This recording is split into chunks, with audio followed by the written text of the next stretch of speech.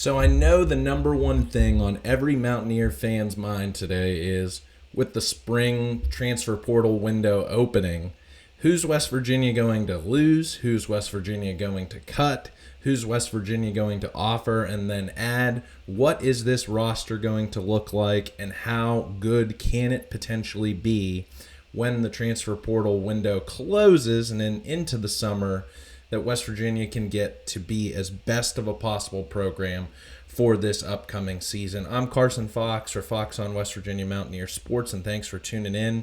But I just don't think it's right now. I know we've had some cuts, players entering the transfer portal leading up to this portal window opening. I'm assuming that whenever this video releases, there will be even more news. Hopefully there isn't any sort of a gut punch move that any star or beloved member of the team is leaving the team for greener pastures or perceived greener pastures.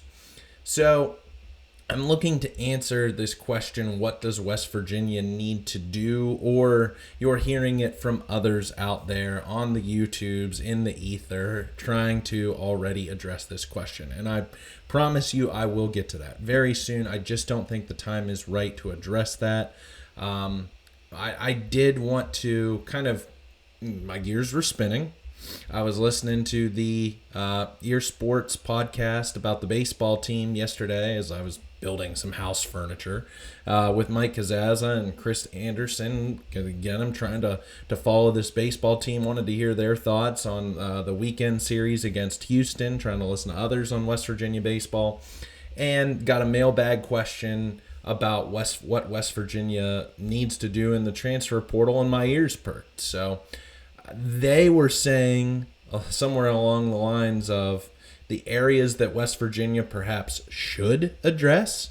And I think if you've listened to one of my previous videos, I'm saying I think really the red flags for me, and where this is unfortunately a football team starts, is on the offensive and defensive lines, may be too expensive. So rather than trying to go whole hog, invest in a very competitive marketplace, because nobody can ever have enough offensive and defensive line depth with the way that those positions see attrition and wear and tear. So does West Virginia want to go into the well, go dig deep into their pocketbooks? Does Rich Rodriguez have to have another maybe covert meeting with Ken Kendrick for him to write a big check, or go to Pat McAfee and say, hey, I need $500,000 to go and get more guys before the house settlement comes in, and I got to go to the offensive and defensive lines, or maybe even more money. I know I'm being pretty facetious and you probably want to slap me right now. But one of the things that Mike and Chris said is maybe the next best place would be wide receiver. So it really got my mind going as I was listening about it yesterday and into today. And where I'll start, I think where the premise of this comment was made, is that West Virginia can be at its best, I would say wins and losses if we can point back to some of those years, especially though with the offense, at least statistically, when it has a dynamic passing offense. I mean, it's been 7 years, I cannot believe, 7 years this upcoming fall since we had the pleasure of seeing Gary Jennings next to David Stills. Can I talk? David Sills with Gary Jennings and Marcus Sims. And even longer than that, Stedman Bailey with Tavon Austin and J.D. Woods. So West Virginia was awesome. 2012, 2018, one of the best offenses in the country, if not the best offense in the country at those points in times when they had a dynamic passing offense. And they've just unfortunately never had that during the Neil Brown era. Sam James showed flashes. Bryce Ford Wheaton showed flashes, but neither developed into reliable enough playmakers that Neil Brown could transition the offense away from beating Letty Brown, C.J. Donaldson into a pulp and leaning on the ground game. George Campbell, Devin Carter, they were really one-hit wonders and one-year transfer guys. While both Winston Wright and Hudson Clement showed extreme promise, but both of those two guys decided to transfer out before ever averaging over 65 yards per game receiving. So it's been offensively a ground game, blitzkrieg, rather than try and do the air raid that we had with Dana Holgorsen, especially in the early onset of the years in the Big 12. Now, odds are West Virginia is going to run it probably 50% or more of the time for this upcoming season in Rich Rodriguez's offensive system. Go back to the numbers from those 2005 through 2007 years, and West Virginia ran the ball 50 to 60% of the time or more. And West Virginia really only needs two big-time playmaking wide receivers. So since we're trying, when I say we, I'm thinking the administration, the boosters, the people who have the much bigger, deeper pockets than myself. Since we're trying to recreate the past, Jay Gatsby, in the year 2025 with Rich Rodriguez and Noel Devine and Pat White and Coach Castile all back. I want to take you for this video and go 20 years in the past and say before West Virginia goes and gets some star wide receiver to complement Cam Vaughn, if Cam Vaughn is going to be this team's number one wide receiver, it should prioritize turning Rodney Gallagher into Darius Reynaud 2.0. So, for those who might not know, who may be younger than myself, but if you're myself or older, then man, you fondly remember good old Darius Reynaud, who was the catalyst, a spark plug to West Virginia's offenses in 2005 to 2007. Between rushing, receiving, and the return game, over 3 seasons, Reynaud had 209 touches for 3,086 yards and 22 touchdowns. He really, in ascending years from a sophomore, he didn't make grades his freshman year, but did not redshirt. So he just played his sophomore, junior, and senior year. He would qualify as a junior to leave early, technically, to go to the NFL draft. In ascending years, his receiving game just upticked, blossoming his senior year when he caught 64 balls for 733 yards and 12 touchdowns, tying Chris Henry for the then school record for receiving touchdowns in a single season. We all know Stedman Bailey went on to break that easily in 2012. But Reynaud, just go back and watch some of the highlight tapes, especially from the Fiesta Bowl. Absolutely lethal in the reverse and screen game. Shifty out of the slot for a guy who was only 5'10", 200 pounds, according to WVUsports.com. He definitely played bigger than what he was listed at. Strong hands, could catch in traffic. Not a guy that you were going to kind of like throw up shots to like a David Sills, but a guy who, man, could really do everything in the short to intermediate passing game. And so that is what I have to say. That could be the ceiling, I feel like, for Mr. Rodney Gallagher, who's coming into his junior season. This is where he can potentially make his mark because, unfortunately, and if you followed this program for 2 years and even long, like when I started this and talking about Rodney Gallagher coming in as a freshman, how excited I was for him to join this this team, coming off a U.S. Army All-American game as a senior, had the incredible social media following, 4 stars, had was a marquee player in the WPIAL, so one of those players that out of a league that really evaded West Virginia during the Neil Brown tenure. Namely because Tony Gibson, who was always very strong in recruiting the Pittsburgh region, went to NC State after not being given or earning the head coaching position at WVU, instead going with Neil Brown. So talking about Gallagher, because so far, 2 years in, I feel as if he still has to live up to his 4-star potential. And I think that this is the time where the rubber meets the road.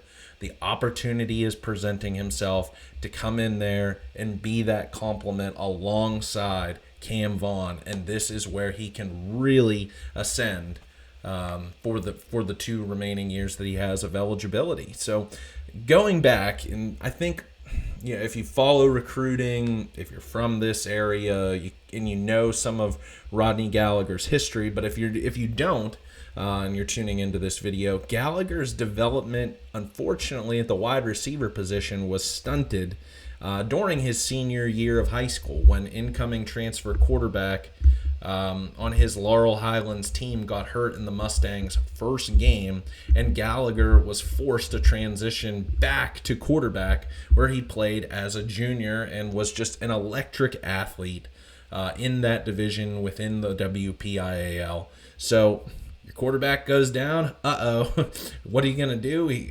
Go back to your star player, star athlete, who is trying to be a converted wide receiver, because at that point in time already committed to WVU as a wide receiver. That's where he was hopefully going to get 1 full year worth of high school experience to then make an easier transition to college at the position. Then he plays his senior year of high school basketball, where he was just as electric on the court as he was on the football field, not allowing him to enroll early, having to wait all the way till May, June here in southwestern Pennsylvania, where most of the high schools are done by late May, early June, to then get in for summer conditionings and workouts, and then start into fall camp. So he was a little bit behind the 8 ball, if you want to call it that. So between him learning a new position, the mediocre, in my opinion, coaching by former wide receivers coach Bilal Marshall, Neil Brown's predictable play calling, Garrett Green not having really much of a short to intermediate passing game that goes naturally to Rodney Gallagher's abilities, and the chaos of this secondary, I think just forcing Gallagher, who is, by all accounts, a natural athlete, to have to learn not only 1, but 2 positions. I think we can chalk this up as saying that this has led to him being misused for 2 years, half of his college career. I mean, it's just a farce. I understand that again, awesome athlete. He could, I think Coach Rodriguez said it best when he said, if Rodney has to line up in the secondary, then I know that we did not recruit and manage the positions well enough and manage the roster well enough. So that's just, it's terrible. From looking at a big picture scheme wise, that there was just so much dead weight, there was so much lack of talent in that secondary that you were having to cause Rodney Gallagher to go out there and play the cornerback position for West Virginia too. So dereliction of duty, shortcomings by Neil Brown and the previous coaching staff. So now going to be used strictly as a wide receiver, I would hope. Looking at his numbers through 2 seasons, just 31 carries for 138 yards rushing, 36 catches for 362 yards and 3 touchdowns receiving, and only 2 returns for 18 yards. That is just a coaching travesty that's where Rodney Gallagher is from a statistical standpoint after 2 seasons. Now, was Rodney Gallagher perhaps undersized, and maybe still is at just 5'10", 180 pounds? Quite possibly. I mean, I would say whenever he was coming in as a true freshman, I thought the early impact that he could make on this team was on special teams. I'm not trying to compare players here, but that's where Tavon Austin made his mark first. We can all recall when he was a true freshman, really making it on the kickoff, or I think, on the kickoff return team. I know he had the touchdown return in 2009 against UConn. I was at that game at home. So that's where I thought maybe Gallagher makes a spark play, earns himself a little more time. So still willing to give him a pass, what should have been a red shirt year for him. Add on that 20 pounds that he had going from 2023 to 2024. Get on weight. Learn the wide receivers position. more work alongside, some of the veterans on the team to learn route running, reading defense coverages, things like that, hand positioning, fighting defensive backs, all of that goes into that wide receivers position. I know that college isn't like the NFL, that sometimes you can still out athlete other people, and he was awesome. So that's what I'm saying is, and another thing, did or does Rodney Gallagher have Darius Reynaud speed? I would say I haven't seen that just yet. I think we saw that more so in 2023, whether he was dealing or being hampered by some injuries that we didn't necessarily know about, just being nicked up here and there or whatever. Those jet sweep plays that I know people just like want to facepalm and get angry about on social media with how many times Neil Brown predictably called that play. It's just saying that if he doesn't have enough speed to get to the outside, why are you calling that play? But I'm saying maybe that again, if it was injuries, or again, he's now a year older, another year into Mike Joseph's system, new wide receivers, coaches. I think that the best foot forward and in best positions, Coach Rodriguez and staff are going to put him into. And also, one last thing, has Preston Fox shown to be a better returner? Yes. I mean, the numbers prove that. Whether it's just by sheer opportunity or Neil Brown just said, I'm going with Preston over Gallagher in this type of situation. Yeah, remember Traylon Ray got an opportunity in the kickoff return game early on in the season, then went away from Ray. I think whenever Fox got nicked up, that's when Gallagher got some opportunities, and then Fox came back, and then really in the last about third of the season took off, and numbers constitute him being one of the better returners in college football. Now that Preston Fox is back for another year, I feel like that gives, if he is your guy truly, and you're strictly going to use Preston Fox as a return man. I know Vaughn Rivers played both defensive back for West Virginia and was a returner, but he was freaking awesome. Love Vaughn Rivers. If you want to use Preston Fox solely as a returner, that is that valuable. I feel like in the totality of the game, special teams is one of three phases that's most important. So if you want to solely use Fox there and you want to use Gallagher elsewhere, or if you want to have two men on the kickoff return, but this is a time, I feel like, for Rodney, for Coach Rodriguez, Travis Trickett, Logan Bradley, Ryan Garrett, and the entire offensive coaching staff. Because if Cam Vaughn is going to be this team's Chris Henry or Brandon Miles, then Rodney Gallagher has to be this team's Darius Reynaud, or at least Darrell Jallow. The opportunities that Jallow got as the team's number 2 in 2007, he still had 35 catches, something like that. And again, 35 catches back in that system meant something. So that's what I mean. I feel like he can play this number 2 type wide receiver role for this team. So rather than West Virginia going out there trying to find lightning in a bottle or spending, 6 figures on a number 2 wide receiver with so many others that they already have on the roster, and this game and this offensive system going to be predicated on the run, I feel like the dollars and cents can be more valuably utilized in other places. So what do you think? How do you feel about Rodney Gallagher's career so far? Where do you kind of project ahead for him for this season? Do you think, Carson, you're stupid. West Virginia should still go get a wide receiver anyway? I mean, they already have 9 on the roster already. Why not go get another one? Maybe go get 2 wide receivers. Like, why? Why do you need that many? If only 2 really at the end of the day are going to be the contributors, big time contributors in this system. Does he have the physicality, skill set, size to be the kind of wide receiver that West Virginia needs in this system? Or do you see where I'm talking about? In a comparison here between Gallagher and the kind of player that Darius Reynaud was for West Virginia 20 years ago. Do you think he can fit that same kind of mold, same kind of position in this system?